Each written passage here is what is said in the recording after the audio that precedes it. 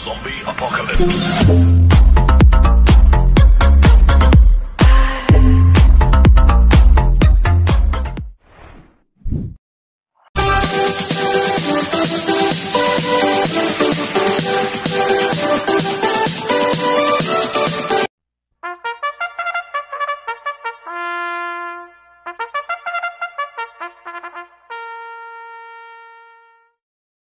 Magandang araw po mga bayang karerista. Ngayon po ay araw ng Biyernes, June 13, 2025. Karera po ng Metro Turf, Malbar, Batangas. Meron po tayong 7 karera sa araw na ito. Nandito naman po yung lingkod, Drunken Master Wangbu, aka Eduardo Budoy, para magbigay ng giya at analysis sa inyo mga bayang karerista. Mga bayang karerista, start po ng karera rin ay 5 p.m. At bago po ako magsimula magbigay ng giya at analysis, huwag pong kalimutan subscribe, like, and share YouTube channel ko po. At syempre, huwag din po kalimutan i-click yung notification bell ko para updated po kayo sa mga bagong video ko. Kaya mag-start na po ako sa pagbibigay ng giya at analysis. Race 1, winner take all, cover races 1 to 7. May 10 kabayong tatakbo. 3-year-old and above maiden race placers sa distance 1,400 meters. So, solohin ko na po ito, numero 6, Gain. Nagagabayan po ni Kim Flores. Itong si Gain, anak po ni Authentic yan. Yung Kentucky Derby noong 2020. Nag-barrel trial po ito si Gain noong June 6. Segundo kay Didinger. Nagtala po siya ng 1.15.8 sa 1,200 meters. Bad track po yan. Nung nag-barrel trial po si Gain, nung nasegundo kay Didinger. Kaya sa akin, sosolohin ko na po ito, numero 6, Gain. Sa race 2 po tayo, fixes, cover races 2 to 7. May 8 kabayong tatakbo, rating base system class 5-5 split placers sa distance 1,200 meters. First choice ko po dito, numero 4, Good Reason. Nagagabayan po ni Lester De Jesus. Last run po nito noong June 7. Pang-5 kila Barayong. Nagtala po siya ng 1.31.2 sa 1,400 meters. Pero meron 1.15.8 po yan sa 1-2 si Good Reason. Kaya sa akin, malaki po panalo sa akin ito. Kaya siya po first choice ko. Second choice ko po, numero 8, Baling Rikit. Nagagabayan po ni Jordan Guerra. Last run po nito nung June 7. Pang-4 kila Barayong. Nagtala po siya ng 1.31 sa 1,400 meters. Pero meron 1.15.2 po ito sa 1,200 meters si Baling Rikit. Kaya malaki rin po panalo sa akin ito. Kaya siya po second choice ko. Maglalagay po ko ng third choice si Pandiado, number 7, Quincy. Nagagabayan po ni Danny Boy Camanyero. Ito bagong baba ng rating base system si Quincy. Last run po nito nung June 6. Pang-5 kila high quality. Nagtala po siya ng 1.17 sa 1,200 meters.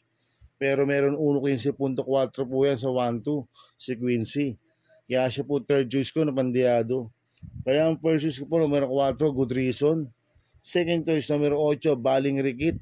Third choice Pandiado, numero 7, Quincy. Sa race 3 po tayo, Fig 5, cover race 3 to 7. May 7 kabayong tatakbo. 3-year-old Group 6 race placers sa distance 1,400 meters. First choice ko po dito ay nag-iisang imported, numero 2, Great Barrier Reef. Nagagabayan po ni Jomel Lazaro. Nanalo po last run yan noong May 30. Nagtala po siya ng 1.28 sa 1,400 meters. Malayong nanalo yan si Great Barrier Reef. Tingin ko mag-uumento pa po ito. Kaya malaki po panalo sa akin ito. Kaya siya po first choice ko. Second choice ko po, numero 3, Gentleman Bell. Nagagabayan po ni J.B. Hernandez. Nanalo rin po last run niya noong June 1. Nagtala po siya ng 1.26.6 sa 1,400 meters. Si straight shooter po ang tinalo niyan. At nakapigil po nanalo yan si J.B. Hernandez. Kaya malaki rin po panalo sa akin ito.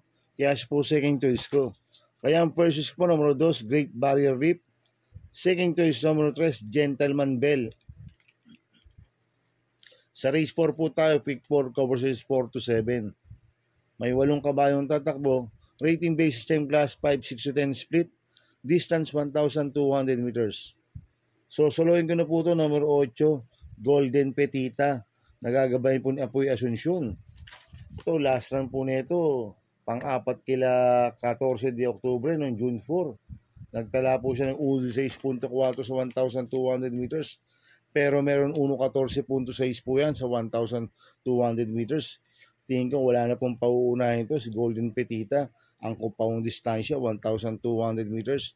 Kaya susuluhin ko na po yan, numero 8, Golden Petita. Sa race 5 po tayo. May 8 kabayong tatakbo. Rating base same class 5, 6-10 split. Distance 1,200 meters. Susuluhin ko na po ito, numero 3, French Leather. Nagagabayan po ni Pamboy Ponce. Last run po nito noong June 7, tarsero ko lang Gojigo King Hans. Nagtala ng 1.30 sa 1,400 meters. Pero meron 1.14.8 po yan si Prince Leather nung nasigundo siya kay Margo noong May 23. Kaya sa akin, susuluhin ko na po yan, numero 3, Prince Leather. Sa race 6 po tayo sa penultimate race.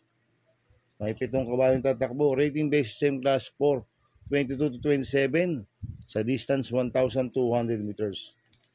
First choice ko po dito, number 1, Maybell. Nagagabayan po J.B. Hernandez. Ito, bagong baba ng rating base system, si Maybell. Last run po nito, May 18, tumakbo ko lang Manila de Bay. Nagtala po siya ng 1.28.2 sa 1,400 meters. Pero siya po yung meron best time dito na 1.12.8 sa 1,200 meters, si Maybell. Kaya malaki po panalo sa akin ito, kaya siya po first choice ko.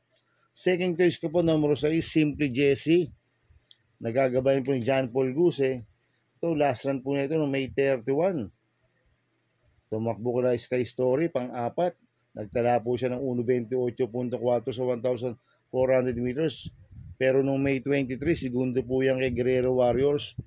Nagtala po siya ng 1.13 sa 1,200 meters, si Simply Jesse. Itong kabayo na to, pwedeng iuna, pwedeng sunod. Kaya malaki rin po panalo sa akin ito, kaya siya po second choice ko. Kaya ang first choice ko po, numero 1, Maybell. Second choice, numero 6, Simply Jesse. Sa race 7 po tayo, sa last race. May 8 kabayong tatakbo. Rating base same class 4, 16-21 sa distance 1,200 meters. First choice ko po dito, numero 3, Doña Chichay. Nagagabayan po ni Tanya Nabarosa. Ito si Doña Chichay, last run po nito noong May 31. Tarsero ko na Calendar Girl, nagtala po siya ng 1.29.2 sa 1,400 meters. Pero noong May 23, tarsero ko heavyweight yan. Nagtala po siya ng 1.13.8 sa 1,200 meters. Ngayon, cambio hinete. Binigay kay Tanya Nabarosa. Lasan Lester Desus po sumakay dito. Kaya sa akin, malaki po panalo sa akin ito. Kaya siya po first choice ko. Second choice ko po, numero 6, Upscale Bell. Nagagabayan po ni John Alvin Guse. Last run po nito no May 25. Pang-5 kala take a chance. Nagtala ng 1.29 medyo sa 1,400 meters. Pero meron 1.13.4 po yan sa 1-2 sa Upscale Bell. At cambio hinete ngayon, binigay po kay John Alvin Guse. Lasan, GL Sego po ang sumakay dito. Kaya malaki rin po panalo sa akin ito, kaya siya po second choice ko. Maglalagay po ako ng third choice Pandiado, numero 8, Instant Message. Nagagabayan po ni Noel Lunar. Itong si Instant Message, meron 1.13.2 sa 1,200 meters yan. Magaling po sa 1,200 meters yan, si Instant Message. Maganda po ang post position, nasa labas. Tsaka makakarimate ng maganda to. Kaya siya po third choice ko na Pandiado. Kaya ang first choice ko po number 3, Doña Chichay. Second choice number 6, Upscale Bell. Third choice Pandiado, numero 8, Instant Message. Good luck and happy racing mga bayang karista. Inuulit ko ito, igabay ko lang at analysis ko. Pero pagdating sa tayaan, kayo pa din masusunod. Sana ay swertihin tayo at magsitama. Kaya good luck po sa ating lahat mga bayang karista. Mga bayang karista, shoutout muna ako. Happy racing po kay Chairman Dags Mendoza ng Naba Balot Tondo, Manila. Coming from Rizaldi, Mendoza. At happy racing po kila Boss Manuel Chua, kila Boss Manny Caplis, kila Ninong Rigor Costada. Happy racing po sa inyo. Sana iswertin tayo at magsitama. At happy racing rin po sa Team Maceda, kay Congressman Edward Maceda at kay Boss Oliver Maceda. Happy racing po sa inyo. More wins to come, Team Maceda. At happy racing rin po sa mga taga Barcadano TV. At sa mga taga Double Rock OTV, happy racing rin po. Sana iswerte tayo at magsitama. Kaya good luck po sa ating lahat. Kaya mga bayang karista, please subscribe my YouTube channel at Tubudoy 2.0. At sana lagi niyo pong panoorin ang ads ko, huwag niyo pong skip. Kaya maraming salamat po sa inyo and God bless.